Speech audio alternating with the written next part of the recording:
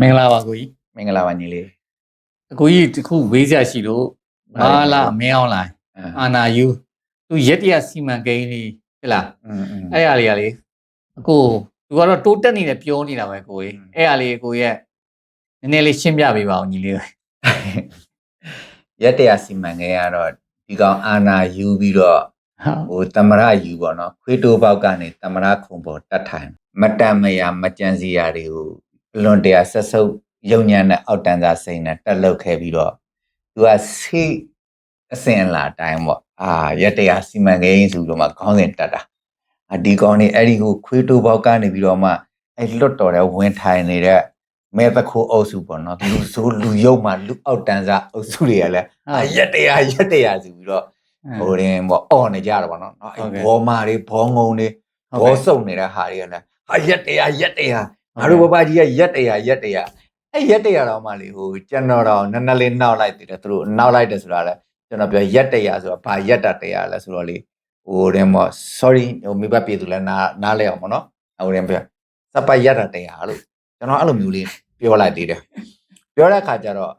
ဒီရက်တရဆိုတဲ့ကိစ္စကိုလာမပြောနဲ့ရုံညံ့နေတဲ့အတွေးခေါ်ရှိတဲ့သူတွေစီမှာ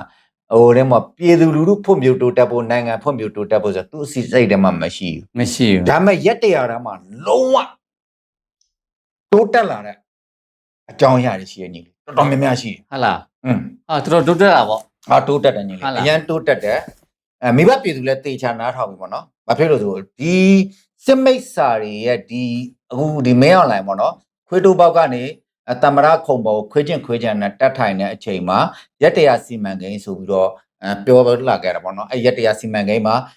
ဘလောက်ထိဒီကောင်နေတိုးတက်အောင်လှုပ်လာနိုင်လဲဆိုလို့ရှိရင်ကြက်ဥတလုံးကိုဟိုတဲ့ကနေ85ကျပ်လောက်ကနေပြီးတော့မှဘလောက်ထိဖြစ်လာလဲဆိုတဲ့ခါကျတော့900ဖြစ်သွားပြီကို900ဖြစ်သွား10ဆပဲတက်တာ10ဆထိတိုးတက်လာဒါကြက်ဥရဲ့အနေထားပေါ့နော်ဒါပေမဲ့အဲ့ကြက်ဥတလုံး900ကလက်ရှိဒီနေ့ရဲ့ပေါက်စီဒီနေ့ရဲ့ပေါက်စီမနှက်ဖန်ဆိုရင်တော့မှအဲ့ကြက်ဥကိုဝယ်မရတဲ့အခြေအနေဆိုမျိုးနဲ့ကြုံတွေ့ရမှာဘာကြောက်လဲဆိုတဲ့အခါကျတော့ညီလေးဒီကြက်တွေမွေးမြူတဲ့နေရာမှာဟိုတဲ့အစားအစာတွေဒီလဲနိုင်ငံခြားကနေတင်သွင်းရတဲ့ဆေးဝါးတွေပေါ့အဲ့ဒီဥစ္စာတွေနိုင်ငံခြားတင်သွင်းတဲ့ချိန်မှာဒီကောင်ကမင်းအောင်လိုင်းကဘာလို့လဲဆိုတော့မွေးမြူရေးကောင်တွေကော်ပြီးအောင်လေကြက်တွေမွေးပြီးတော့ကြက်တွေများများဥခိုင်းဆိုတော့သူစိတ်ထဲမှာသူမျိုးစားလိုက်ရင်ကြက်တွေဥမှန်များသူထင်နေတာမသိဘူးနော်အဲ့ဒါမွေးမြူရေးသမားတွေကလည်းဟိုတော်တော်ခေါင်းကိုက်ကုန်တယ်ဘာကြောက်လဲဆိုတော့ဆေးဝါးပေါ့ဒီကြက်မွေးမြူရေးဆေးဝါးဆိုတာကနိုင်ငံခြားဒီဆေးဝါးတွေမရှိဒီကြက်တွေမွေးမြူလို့မရအောင်ကြက်တွေမွေးမြူလို့မရတဲ့ခါကြက်တွေဘာဖြစ်လို့ဆိုတော့ဘေးဟိုယောဂဆိုးတွေကြာရောက်လာပြီးတော့မှမွေးမြူရေးခြံတွေလုံးဝပြုတ်ပြုံတဲ့အဆင့်ထိရောက်သွားတဲ့အတွက်ဘယ်လိုပြောမလဲဝယ်လိုအားနဲ့ရောင်းလိုအားမဟုတ်ဘူးကြက်မွေးမြူရေးခြံတွေကစင်းပြောရင်ဆိုလုံးဝ0 minus အဆင့်ထိကိုရောက်သွားတဲ့အတွက်ကြက်တလုံး900ဆိုတာပါဇက်ကပြောနေသေးတာနောက်1ရက်2ရက်တစ်ပတ်နှစ်ပတ်မှဆို1000 2000လည်းဖြစ်လာနိုင်တယ်လို့နောက်ဆုံးကြက်ဥကိုဘယ်လိုဝယ်စားမဆိုတော့ကြက်ဥတလုံးဘယ်လောက်လဲဆိုလို့ရှိရင်တလုံး1000ဘယ်လို1000လာမဆိုလို့ရှိရင်စာရွက်ပေါ်မှာပဲကြက်ဥဆိုရေးပြီးတော့ပြန်ပေးလာရမှာအဲ့ဒီအနေထားအဲ့လောက်ထိအနေထားဖြစ်တာအဲ့လောက်ထိတိုးတက်လာတာဒါကဟိုတဲ့မော်လေဟိုတိုးတက်တဲ့အရာလေးတိုးတက်တဲ့အရာလေးနောက်ဘယ်လောက်ထိတိုးတက်လဲဆိုမုတ်တီတပွဲ900ကိုကျွန်တော်တို့ဟိုတဲ့မော်ဒါဒီရက်တရစီမံကိန်းမစခင်မှာမုတ်တီတပွဲ900ပဲရှိသေးတယ်ပေါ့နော်အခုဒီရက်တရစီမံကိန်းပေါ့စလိုက်တဲ့အချိန်မှာမုတ်တီတပွဲ9000ဘယ်ဦးမပါဘူးအလွတ်ပဲအလွတ်အကျော်လေးနဲ့ပဲကျော်လေးနဲ့အဲ့ဒီဥစ္စာတပွဲ9000အဲ့ဒါလည်းလုံးဝတိုးတက်တယ်အဲ့တက်ပို့တိုးတက်တာကဘူးတိကျော်3ချောင်းကျော်3ချောင်းဆိုလက်ညိုချောင်းလေးတွေလေအချောင်းလေးတွေကျော်ရောင်းလာလားအဲ့ဒီကောင်3ချောင်းက4000ဟာတိုးတက်မှုတိုးတက်တာပေါ့မတရားတိုးတက်တာနောက်ပြီးတော့ဘာဖြစ်လာလဲဆိုလို့ဆန်ဆိုတာအဓိကစားကုန်ဖြစ်တယ်ဆန်တအိတ်ကိုဒီကောင်တမရိုက်ဒီရက်တရမစားခင်မှာဆန်ကြမ်းတအိတ်ကို6000 9000ပဲရှိရနေပြီးတော့မှအခု33000 4,000လုံးဝဘက်ဆုံးတိုးတက်လာတော့နော်လူတွေရဲ့အဓိကအခြေခံပုံချမ်းနေပေါ့နော်ကြက်ဥဆိုတာကမရှိနွမ်းဖားတဲ့ပြည်သူတွေအတွက်တော့အဓိကစားတော့ကုန်ဘာဖြစ်လဲကြက်ဥလေးကြော်လိုက်ထမင်းလေးစားလိုက်ဟုတ်တယ်လေဆိုတဲ့ဥစ္စာအဓိကလွယ်တယ်လေနော်မရှိနွမ်းဖားတဲ့လိုအပ်နေတဲ့ပြည်သူတွေနောက်ဝန်ထမ်းတွေပေါ့နော်အဲ့ဒါတွေကအခြေခံစားတော့ကုန်တော့မှကြက်ဥဘဲဥဒီအခြေခံဖြစ်တယ်ဆန်ဒီအခြေခံဖြစ်တယ်အခုစားအောင်စီတပိတ်တာကိုဘယ်လောက်လဲဆိုတဲ့အခါကျတော့ရက်တရစီမံကိန်းမစခင်မှာစားအောင်စီတပိတ်တာကို9000 6000မရှိတယ်ဟုတ်2000 နော် တကယ်တိုးတက်တာရှဲကိုထိုးဆဲကိုတက်တာတက်တာနောက်ဘာတွေတက်တိုးတက်သေးလဲစီကြတော့73စီ73စီအခုရေသက်မှုတပူ1000လောက်ပဲပေးရတော့ရက်တရာစီမံကိန်းမစခင်တော့3500ပေါ့နော်အခု1000တချို့နေရာတွေမှာဝယ်မရတော့ဘူးကျွန်တော်စစ်မှတ်ဖြစ်ပွားနေတဲ့ data ဥပမာကချင်လိုနယ်စပ် data တွေမှာလည်းအဲ့ဒီ73စီနဲ့ပတ်သက်ပြီးတော့1လီတာကို2000လောက်ထိဖြစ်တဲ့အနေအထားမျိုးရှိတယ်ဝယ်မရတော့အဲ့ဒီတက်ပို့ပြီးတော့အထူးခြားဆုံးတိုးတက်လာတာလေးတွေရှိတယ်အထူးခြားဆုံးတိုးတက်တယ် အထူးခြားဆုံးတိုးတက်တယ်ဟိုသင်္ကန်းဝတ်ပြီးတော့မတိမ်မှုတွေအများကြီးတက်လာရခင်တော့ကတမှုနှစ်မှုအဲ့လိုမျိုးပေါ့တစ်နှစ်လောက်မှတစ်ခါတစ်လလောက်မှတစ်ခါကြာအခုကအမြဲတမ်းလို့ကြာအခုဟိုကောင်းတယ်ပါလဲဆိုတော့အဲ့ဒီ reaction လေးလဲကြံတော့လုံးမလို့အဲ့ပေါက်ငနွားမှာဟိုကလေးလေးတကောင်မွေးတတ်တာရှိတယ်အဲ့ဒါလေးကြောအဲ့ဒါကဟိုပုတုမပါလဲဖာတယ်သွေးလားဖာတီသွေးလားဘယ်လိုလဲမသိသူတို့ခေါ်တာတော့ကျွန်တော်အဲ့ကောင်မကိုတိုက်ခေါ်မတာဘာပြောလဲဆိုတော့အောက်တန်းစားဆန်တော့ဗောနော်အောက်တန်းစားဆန်နဲ့မေတယောက်ဆိုတော့ကျွန်တော်လည်းအဲ့ဒီကောင်မရဲ့ကိစ္စနဲ့ပတ်သက်သိမှုဒါပေမဲ့အဲ့ဒီပေါက်ငနွားနဲ့အဲ့ဒီပုတုမနဲ့ရတာတဲ့ကလေးလေးရှိတယ်အဲ့ဒီမရိမှုတွေရဲ့အကြောင်းပေါ့နော်အဲ့ဒီသင်္ကန်းချုပ်ပြီးတော့မှဒီမဘာသာ969နဲ့ပတ်သက်တဲ့အမျိုးသားရေးပါညာခေါင်းစဉ်တက်ထားတဲ့ဒီသင်္ကန်းချုပ်လာတဲ့အရေးကြုံအုပ်စုကနေပြီးတော့မရိမှုတွေဆရာဟိုလွန်ခဲ့တဲ့3-4လဆိုပါလဲအဲ့ဒီမှာဟိုသမီးကိုမရိကျင်ဖို့ကြိုးစားလာဟိုဒီမှာမအေးအကြောင်းပြပြီးသမီးမရိကျင်ဖို့ကြိုးစားတယ်ဟိုကမရိကျင်မခံတော့ဒါနဲ့ခုတ်တက်လိုက်တဲ့မရိမှုတွေလည်းအများကြီးပေါ့နော်နောက်ဟိုကောင်ပါလဲအမျိုးသားရေးဟိုတဲ့လုံနေတဲ့ကောင်သူစိတ်တာဆိုတဲ့ကောင်လဲအဲ့လိုဖာမတွေနဲ့ပျောပရီလုတ်တဲ့ကိစ္စတွေလည်းဟိုတော်တော်လေးပလူပြန်လာရှိတယ်အဲ့ဒီတက်ပေါ့နော်တိုးတက်လာတာတွေကတော်တော်များတာနောက်ပြီးတော့ဓမြတိုက်မှုတွေပြီးခဲ့တဲ့ဘက်က2ရက်3ရက်စီဓမြတိုက်မှုတွေနော်ဆွေဆိုင်ကိုဓမြတိုက်တာတွေမျိုးလေကောင်ကြီးထဲမှာဖြစ်တာဘဲဆိုင်ကိုဓမြတိုက်လိုက်ပြန်ပြီဟာဘဲဆိုင်ကိုအနုကျန်းစီးလိုက်ပဲဘန်တွေကစအနုကျန်းစီးခံတယ်ဓမြတိုက်ခံရတာလေခဏခဏအဲ့ဒါတွေလည်းတော်တော်တိုးတက်လာတယ်တိုးတက်လာတာပေါ့တိုးတက်တာပေါ့နောက်ဘာတွေတိုးတက်လဲဆိုတော့ကျောင်းသားတွေအလဲတန်းစစ်ကျောင်းသားတွေအုပ်စုဖွဲ့ပြီးတော့ပြန်ဖြစ်တာရိုက်ကြထိုးကြမရိမှုတိဖြစ်တာနော်အဲ့ကလေးတွေအလဲတန်းစစ်ဆိုတာက12နဲ့13နှစ်လေးတွေပေါ့နော်တချို့အထက်တန်းဆင်းနေဆိုပူလို့တော့ဆိုတာအုပ်စုဖွဲ့ပြီးရိုက်ကြထိုးကြဟာဝယုံ3-5နဲ့ဖြစ်နေကြတာပေါ့နော်အဲ့ဒါတွေလည်းတိုးတက်လာပါတယ်တကယ်ဒီရက်တရာစီမံကိန်းပေါ့နော်အာနာသိန်းစစ်ခွေးစမိတ်စာမင်းအွန်လိုင်းဒီတမရရာတူခွေးတိုးပေါက်ကနေခွေးချင်းခွေးကြံနဲ့တတ်ထိုင်ခဲ့တဲ့ရက်တရာစီမံကိန်းမှာတော့တကယ်ကိုလူစိုးတခိုးတွေအများကြီးပေါ်များလာနေရာတိုင်းမှာအခုရန်ကုန်မှာနေတဲ့လူတွေဆိုအကြီးကျယ်ထိတာကိုတရက်ကပါလဲဆိုတော့ဘင်းအောင်ကာဝင်ထဲမှာတဲ့အဲ့လူစိုးလူမိုင်းအုပ်စုတွေကကားလာပြင်တဲ့အကောင်တွေကိုတဲ့ဟိုနိုင်တက်စီးနေလောက်ပြီးတော့ဟိုဝိုင်းရိုက်ဝိုင်းထိုးပြီးတော့မှအနိုင်ကျင့်ပြီးတော့မှဓမြတိုက်တယ်လို့ပတ်စံတောင်းနေတဲ့အဲ့လိုအမှုတွေလည်းတိုးတက်တာအဲ့ဒါရက်တရာစီမံကိန်းမှာတော့မိဘပြည်သူများဘောနော်ဒီမင်းအွန်လိုင်းရဲ့ဒီခွေးချင်းခွေးကြံနဲ့တမရရာတူခွေးချင်းခွေးကြံနဲ့ယူတဲ့ပြီးတော့တမရခုံမှာခွေးချင်းခွေးကြံနဲ့တတ်ထိုင်တဲ့ရက်တရာစီမံကိန်းမှာတော့အဲ့ဒါတွေအများကြီးတိုးတက်လာတာပေါ့နော်ဒီထက်လည်းပိုတိုးတက်လာအောင်မှာဘာဖြစ်လို့လဲဆိုတော့လက်စီ73စီပြတ်လက်မှုတွေကြောင့်ကုန်စည်နှုန်းတွေအစမတန်ကြီးမားမှဒီမွေးမြူရေးနဲ့ပတ်သက်တဲ့ဟိုတော့စားတော့ကုန်တွေဟုတ်လားမွေးမြူရေးနဲ့ပတ်သက်တဲ့ဆေးဝါးကုသမှုဆေးဝါးတွေပေါ့နော်အဲ့ဒီဥစ္စာတွေကိုလည်းလုံးဝနိုင်ငံခြားကနေတင်သွင်းခွင့်မရတော့အားလုံးပိတ်ပင်လိုက်တယ်ပိတ်ပင်လိုက်တဲ့အတွက်ဒီဟိုတော့အစားတော့ကုန်တွေပေါ့နော်အသားငါးဈေးကွက်တွေအခုကြက်ဥဘဲဥအသားငါးတွေအစားအားလုံးဒီထက်ပို့ပြီးတော့ဈေးတက်လာအောင်မကြခင်မကြောက်ဆိုဒီနေ့ပြောနေတော့မနက်ဖြန်အဲ့ဈေးတွေကတက်နေမှာအဲ့လိုမျိုးတွေပေါ့နော်သူကအမြဲတက်သွားတာပါတက်သွားတာလက်ဖိတ်တစ်ခွက်3500တဲ့ဆရာတွက်ကြည့်ကျွန်တော်နှစ်ယောက်ဗမာပြည်ထဲမှာသွားထိုင်မယ်ဆိုလို့ရှိရင်တော့လက်ဖိတ်တယောက်တစ်ခွက်လောက်တောက်ပြီးဆလိတ်တယောက်တစ်လိတ်လောက်တောက်မယ်ဆိုရင်တော့မှ1000လောက်ကုန်မှာပေါ့ဆရာနော်အဲ့အတွက်နောက်တစ်ခုကပါလဲဆိုတော့ထပ်ပြီးတော့ကျွန်တော်တို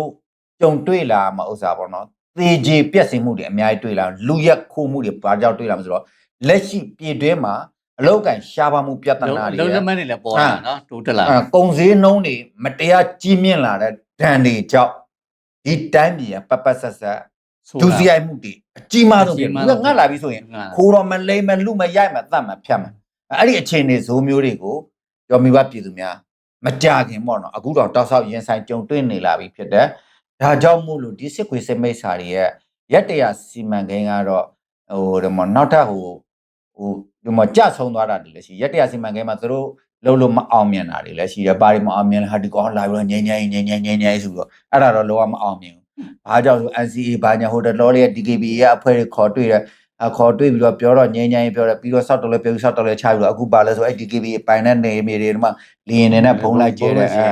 အဲ့လိုလေးတည်းရှိတယ်နောက်တစ်ခုပါလဲဆိုအခု TNL လေးခေါ်ပြီးတော့မှဟဲ့မင်းအဲ့ဒီပြည်နေမင်းယူလိုက်မင်းယူလိုက်မြန်ယူလိုက်ဆိုပြီးတော့မှထိုးထည့်ပြီးတဲ့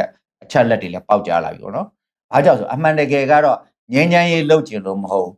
သူ့ရဲ့ရော့နဲနေတဲ့စစ်အင်အားကိုမထိန်နိုင်တော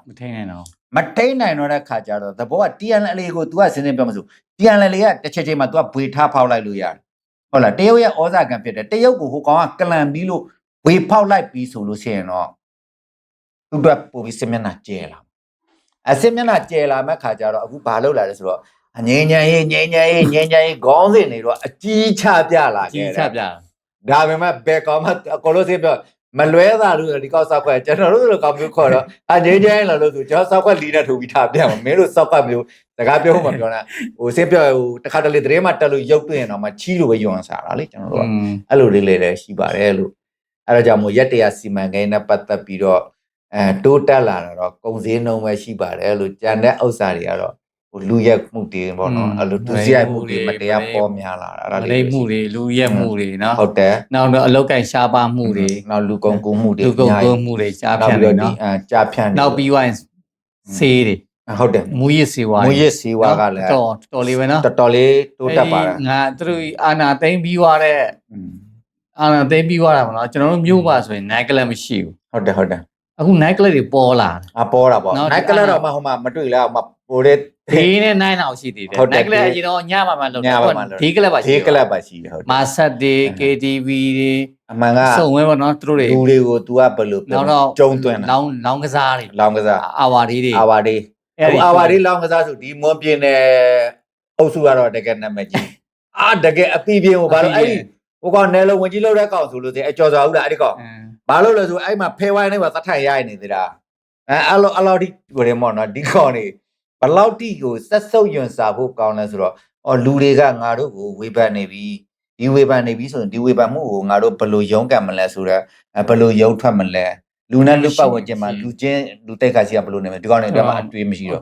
့မရှိတော့ဆိုတာလဲဟိုပါဆရာမရှိစရာပါလေအဲ့ဒီကောင်တွေလူနဲ့မျိုးဆက်ပြီးထွက်လာတဲ့ကောင်တွေမဟုတ်ပါဘူးခွေးနဲ့မျိုးဆက်ကြလာတဲ့ခါကျလူတဘာဝလူကုံတိတ်ခါလူစင်တန်မရှိတော့ဘူးအဲ့လိုတွေဖြစ်တာပါဆရာအဲကြောင့်မို့ဆရာဒီနေ့ကတော့ကျွန်တော်တို့ဒီဟိုသမရရာသူခွေးချင်းနဲ့ယူပြီးခွေးတိုးပေါက်ကနေတက်ထိုင်လာတဲ့စစ်မိတ်စာတွေရဲ့မအားလာမင်းအောင်လိုင်းရဲ့ရက်တရာစီမံကိန်းကတော့ဆရာကြီးအခုနပြောခဲ့သလိုပဲဒီထက်ပို့ပြီးတော့တိုးတက်လာကြတယ်ရှိတယ်ပါရီဆိုကုံစည်းနှုံးတွေတူးစည်းရိုက်မှုတွေပေါ့နော်အဲ့ဒါတွေတော့မတရားတိုးတက်လာတာတော့မျက်ဝါးထင်ကျွန်တော်မြင်တွေ့ရပါတယ်။ဒါမျိုးပြည်သူများကျွန်တော်တို့ရဲ့ဒီရက်တရာစီမံကိန်းဆွေးနွေးချက်လေးတွေကိုမိဘပြည်သူများဘောနော်ဒီဆွေးနွေးချက်ဒီကျွန်တော်တို့မိဘပြည်သူကိုမိမောင်းထိုးပြတာပါ။ဘာကြောင့်လဲဆိုတော့လက်ရှိကုန်စည်နှုန်းတွေအဆမတန်ဒီထက်ပိုပြီးမြင့်တက်လာတော့ဘာကြောင့်73စီပြတ်လက်မှုကြောင့်ဟုတ်တယ်ဘယ်လောက်ထိဆိုလဲဆိုဆရာအခု73စီဆိုရင်လုံးဝပြတ်ပြီးပြတ်တဲ့ခါကျတော့အခုကျွန်တော်တို့လဲတွေလေအရင်တော့လဲတွေဆိုရင်ကျွန်တော်တို့နွားနဲ့ထွန်တာလေကျွဲနဲ့ထွန်ကြတာပေါ့နော်အခုနွားတွေလည်းမရှိတော့ရောင်းပြီးတော့လူတွေကဘာလို့ဆိုတော့စက်တွေကပို့ပြီးတော့ထိရောက်တယ်ဆိုတော့လေသမားတွေနွားတွေရောင်းပြီးတော့မှစက်တွေကိုအစားထိုးတယ်အခုစက်တွေအစားထိုးတဲ့ခါကျတော့အဲ့ဒီစက်တွေအတွက်လေရမယ်စီကဝယ်မရတော့တဲ့အတွက်လာမနဲ့မှာဆိုစက်တဲကို9သိန်းလောက်ပေးစားမှန်းနေထားမျိုးဖြစ်သွားလဲဘာကြောင့်လဲဆိုတော့အခုလေတွေကလည်းဒီစစ်မက်ဖြစ်သွားလို့လေတွေမဆိုင်နိုင်တာတွေဒီကုံစည်းနှုံးတွေအဆမတန်မြင့်မားနေမှုကြောင့်မဆိုင်နိုင်တာတွေနောက်ပြီးတော့အခြေခံလောက်တာရှားပါမှုတွေနောက်ဒီကောင်တွေကမတရားဖန်ဆီးတာလေတက်သားဆိုတော့ပေါ်တာဆွဲတဲ့ကိစ္စတွေကလည်းလူသားအရင်မြစ်တွေလုံးဝပြုံးတီးသွားပြီဟုတ်တယ်ပြုံးတီးသွားတဲ့ဒဏ်တွေရဲ့လက်ရှိ73စီဒဏ်တွေရဲ့လက်ရှိစစ်မှတ်ဖြစ်ပွားနေတဲ့အခြေအနေအကြောင်းကျိုးတွေကိုတစ်ခုချင်းဆက်ပြီးတွေးခေါ်မယ်ဆိုရင်လာမနှစ်မှာစံတအိတ်ကိုကျွန်တော်တို့9သိန်းလောက်ပေးစားရင်တော့မှပတ်စံ9သိန်းရှိကောင်းရှိလိမ့်မယ်ဆံရဖို့တော့မလွယ်ဘူးဆိုတဲ့တပေါ်တရားမျိုးဖြစ်နိုင်ပါတယ်လို့အဲ့ဒါလေးလဲမိဘပြည်သူများကယူဆိုင်စေချင်တယ်ပေါ့နော်နားတော့ဟိုဒီမှာဟိုနားလဲထားစေချင်တယ်ပေါ့လက်ရှိမြန်မာနိုင်ငံရဲ့အရွေးအနေထားပေါ့ကိုယ်နိုင်ငံမှာလက်ရှိတချို့တွေကလေဘယ်လိုလဲဆိုတော့ နိုင်ငံရဲ့ငါနဲ့မဆိုင်ဘူးတဲ့လားဘာတွေကလတ်တွေမာဆက်တွေတွားနေတော့မယ်သိတယ်ဟလားတဖြည်းဖြည်းနဲ့သူတို့တွေကတော့ဟိုဒါတော်တော်များများတွားတဲ့လူတွေကလည်းအများဆုံးအားဖြင့်ရလဲကိုရဲ့ခရိုနီအတိုင်းဝိုင်းနေသူတို့ရဲ့ဒီစစ်အာဏာရှင်နဲ့ပေါင်းစားနေတဲ့အဖွဲ့တွေပေါ့နော်အောက်ချီလူလန်းစားတယ်ဘယ်လိုသွားနိုင်မှာလဲဟုတ်သူတို့ကလည်းအခုဘယ်လိုလုပ်လဲဆိုအခု10မိုးရရင်မှုဆိုလဲရက်ကွက်တော့မှတော်တော်ချမ်းသာတယ်လို့ပြောတယ်လေအားကြောင့်ဆိုတက်သားတစ်ဖမ်းတာဖမ်းပြီးတော့အခုဆရာတော်အခုကျွန်တော်အဲ့ဒီကိစ္စလေးကျွန်တော်အခုမှပြောနေတယ်လေကျွန်တော်တတိယလိုက်တာတခုရှိတယ်ဘာလဲဆိုတော့ဒီစားတော့ကိုမုတ်တယ်ဟိုထဲမှာအခုနိုင်ငံခြားကနေကျွန်တော်တို့အခုဘီစကွတ်လေးတွေထိုင်ကလာတဲ့ဘီစကွတ်လေးတွေရှိတယ်မမခောက်ဆွဲလို့ရှိတယ်အဲ့ဒီဥစ္စာတွေကိုမြန်မာစာမပါဘဲနဲ့ဘယ်ဆိုင်မှာမှရောင်းချခွင့်မရှိတော့အယုံမှဆုံးလောက်တာဟုတ်လားသူ့နိုင်ငံရဲ့လက်ရှိအနေထားကဒီစားသုံးနေတဲ့အရာတွေကိုအစားထိုးဖို့နေတတဘာမှလှုပ်လို့မရတော့ဟုတ်လားမဟုတ်ပဲသေးကြဆိုအခုဆရာကျွန်တော်မဟုတ်ရင်ငါတပွဲလက်လုံးမဟုတ်တော့မှတပွဲ6000 9000ဘူးတိကြော့တပွဲကို4-5000ဖြစ်နေတဲ့အချိန်မှာကျွန်တော်တို့မမားတစ်ထုပ်တော့1500ဆိုတော့လူတွေကဟိုရင်းမစားနေပြီမမားလေးပြုတ်စားလိုက်အဆင်ပြေတယ်လေအဲ့ဒီမမားကိုကျွန်တော်တို့ပြည်တွင်းမှာအစားထိုးပြီးထုတ်လုပ်နိုင်တဲ့စွမ်းစားမရှိသေးဘူးမရှိသေးလက်ရှိထိုင်းကနေသွင်းရတာတွေရှိတယ်အိန္ဒိယဘက်ကသွင်းရတာရှိတရုတ်ဘက်ကဝင်တာတွေရှိတာပေါ့နော်အဲ့ဒီစားတော့ပုံကိုတော့မှမြန်မာစာနဲ့မရေးထားရင်တဲ့မရောင်းရဘူးတဲ့ထောင်တန်းနဲ့ထောင်တန်းကိုဟိုတော့မှရောင်းလို့ဖမ်းမိရင်တဲ့နှစ်ထက်မပိုတော့ထောင်တန်းပေါ့နော်ထောင်တန်းနဲ့ထိကြနိုင်တယ်နောက်ပြီးတော့တန်ငွေ300ထိရိုက်နိုင်တယ်ဆိုပြီးတော့မှအဲ့လိုထုတ်ပြန်လာတယ်21ရက်နေ့မနေ့ရပါတော့ဘလောက်အောက်တန်းစားဆန်လဲဆရာတွေ့ဟုတ်လားအခုကျွန်တော်တို့ဘီစကွတ်လေးတွေမှာလည်းဘာမှလည်းမထုတ်လို့နိုင်ဘူးထုတ်လို့မနိုင်လေအခုဆရာကျွန်တော်ဘူးတိကြော်တော့မှ3ချောင်းကို5,000ဆိုတဲ့အခြေအနေဆိုမျိုးမှာကျွန်တော်တို့ဒီကလေးစားတဲ့နို့လေးတွေရှိတယ်နို့ဘူးလေးတွေပါလေဆိုတာကပဲနို့လေးတွေပါလေတကယ်တမ်းပါလေဒီထိုင်းဘက်ကိုပဲကျွန်တော်အပင်ခိုးပြီးစားရတာလေကိုပြည်တွင်းမှာထုတ်နိုင်တဲ့အစွမ်းစားမရှိသေးဘူးမရှိတဲ့ပြင်ဒီကုန်စည်စီးဆင်းမှုတွေလောကကတ်တတ်တယ်ဥပမာငှက်တိုက်တို့လိုမကြက်ပေါင်းရည်တို့လိုဒါလည်းကျွန်တော်တိုင်းပြည်တွေပြည်တွင်းမှာမထုတ်လို့နိုင်ဘာဖြစ်လို့ဒီဥစ္စာတွေကလည်းတကယ်တက်ကြီးရဲ့အိုတွေအတွက်အာဟာရဖြစ်စေပါလားအဆူဝါလို့ပေါ့ဖြစ်ဆွက်အာဟာရပေါ့နော်အသက်50ကျော်စီးကျိုသွေးကျိုသမားတွေဆိုရင်အဲ့ဒါတွေမှီဝဲရတယ်အခုအဲ့လိုမျိုးစားတောက်ကုန်ဆိုတာကအကောလို့သူကစားတောက်ကုန်ရင်ဥပဒေရစားသုံးသူတွေကိုကာကွယ်သောအားဖြင့်တဲ့ပြည်တွင်းမှာမြန်မာစာနဲ့ရေးပြီးတော့ပြည်တွင်းလို့ကိုအမှတ်တစိမ့်မရှိပဲစင်းနေတော့ပြည်တွင်းထုတ်လုပ်မှုကလွယ်လို့ကျန်တဲ့နိုင်ငံမြည်သည့်နိုင်ငံကမြည်သည့်စားတောက်ကုန်ကိုမှအဲ့ရှိမြည်သည့်ဆိုင်မှာတင်ရောင်းပိုင်ခွင့်လုံးဝမရှိဘူးဟိုတယ်မော်တယ်တွေဒီလိုအင်းတွေပင်းတွေပေါ့နော်ဟိုမီနီမာကတ်တွေပါတယ်အဲ့လိုဆိုင်မျိုးမပြောလမ်းဘေးဆိုင်မှာလည်းရောင်းချပိုင်ခွင့်မရှိဆိုတော့အလွန်တရာဆိုးရွားတဲ့အငတ်ဘေးကြီးကိုကျွန်တော်ပြင်ဆိုင်ရအောင်အခုကျွန်တော်မြန်မာနိုင်ငံကတဖြည်းဖြည်းနဲ့ဒီဟိုဒီအာနာရှင်တွေလှုပ်လို့ပို့ဆိုးမှာပေါ့နော်ကပ်ပေးရပို့ဆိုးလာပါနော်အဲ့ဆိုရင်ကလေးတွေဆိုလို့ရှိရင်ဘာလဲဟိုကျွန်တော်ငငယ်တော့ဆိုပါအီသီယိုးပီးယားဟုတ်တယ်အဲ့ဒါမစားရငါပိန်ငက်ပြက်ပြီးတော့ပိန်လိမ့်နေလေအဲ့လိုမျိုးအဖြစ်မျိုးလဲကျွန်တော်နိုင်ငံဒါကြုံတော့မှာနော်တေချာပေါက်ကြုံမှာဆိုတာအခုဆရာတွေ့ကြည့်နော်ဒီကလေးနို့ရည်လေးတွေနို့မုတ်တွေဆိုတာကကျွန်တော်တို့ပြည်တွင်းမှာဗန်နေယာမှာထုတ်လုံးနိုင်တယ်ဆိုတာလားမရှိတော့ဒီကလေးနို့တွေဆိုတာကအခုဆိုရင်ဆရာရဲ့စစ်ကြောက်ဖြစ်နေတယ်ဆိုလို့ရှိရင်ဒီကလေးတွေအတွက်မိဘတွေကနို့ဆိုလို့ရှိရင်နို့ဘူးလေးတွေတပတ်10ရက်2ပတ်3ပတ်တိထားလို့ရတယ်ဟုတ်လားဒီနို့ဘူးလေးတွေကိုယူရင်းနဲ့စစ်ဆောင်ကြမှာဒါမှမဟုတ်ရင်လည်းစစ်ဖြစ်နေလို့အိမ်နဲ့အိမ်မထွက်ရဲလို့ဟုတ်လားကိုအိမ်ထဲမှာကိုဟိုဖြစ်ဆက်စာတွေဖြစ်နေဝယ်ပြီးတော့တူလောင်တာလည်းရှိတယ်ကျွန်တော်ဆိုလည်းကျွန်တော်ကလေးတွေအတွက်ဆိုရင်ကလေးကနေ့တိုင်းနို့ကိုသူကတပူနှစ်ပူပုံမှန်သားအဲ့ခါကျတော့ကျွန်တော်လိုအပ်တာကိုတစ်ပတ်စာနှစ်ပတ်စာတစ်လစာအဲ့လိုဝယ်ပြီးတော့ကျွန်တော်ထားကြတာအခုအဲ့ဒီလိုအစားအသောက်တွေကိုလည်းလုံးဝသူကကန့်သက်ကုန်ဖြစ်သတ်မှတ်လိုက်အဲ့လိုကန့်သက်ကုန်ဖြစ်သတ်မှတ်လိုက်တဲ့ခါကျတော့အခြေခံစားသောက်ကုန်ဖြစ်တဲ့အစာကြောက်တွေဟုတ်လားရုပ်တရက်စားတောက်လို့ရတဲ့အစာအသောက်တွေဒီကျွန်တော်တို့ပြည်တွင်းမှာလုံးဝထုတ်လုပ်နိုင်တဲ့အစွမ်းစားမရှိဘဲနဲ့တစ်ဖက်နိုင်ငံတွေစီကနေပြီးတော့မှမိခိုနေရတဲ့ပုံမှာဒီဥစ္စာကြီးကိုအလွန်တရာကောက်ကျစ်စင်လဲတဲ့စိတ်ဓာတ်နဲ့မတင်သွင်းရဘူးလေစားသုံးသူဥပဒေဟုတ်တယ်လေတိတ်ကြောက်ဖို့ကောင်းတယ်ဆရာအဲ့ဒီဒဏ်တွေကိုလည်းကျွန်တော်မိဘပြည်တွင်းမှာရှိတဲ့လူတော်တော်ခံတော့ပြည်တွင်းမှာလေတော့ကိုသိလားကျွန်တော် FDA သိရလားတို့လေဟိုတို့စားတော့ကောင်ထုတ်လုပ်နေနိုင်စင်တော့ရှောက်ရတယ်လေရှောက်တယ်ဟုတ်တယ်အဲ့ဟာတွေလည်းအကုန်လုံးကအလိန်နေကြီးအလိန်မူမမှန်ဘူးဆိုတာတို့ပတ်စံပေးပြီးတော့သိရဟလားအများကြီးရှိတယ် အများကြီးပဲတဲ့ အခုဆရာကျွန်တော်အဲ့ဒီကိစ္စလေးနဲ့ပတ်သက်ဟိုတက်တကားဟိုဆွေတကားတို့တက်တကားတို့ဆိုတာခွေးမသားတွေတင်ကန်းချုံပြီးဆေးလိုက်လိမ့်အခု तू ဘာပြောဆေးမရောက်ဘူးတဲ့ဟို तू ကပြည်သူတွေကိုတဲ့ကိုရင်ပြောတာပေါ့နော်ဒီဥစ္စာဒီဆေးလေးကိုဒီလိုသုံးလို့ဆင်ဒီဝေဒနာတွေပျောက်တယ်လို့ပြောတာတဲ့ तू ဆေးရောက်စားတာမဟုတ်ပါဘူးပါညာနဲ့ तू ကလှုပ်သေးတာတကယ်ကိုဖာဆန်တဲ့ကောင်နေနော်တင်ကန်းချုံလာတဲ့ခွေးမသားတွေ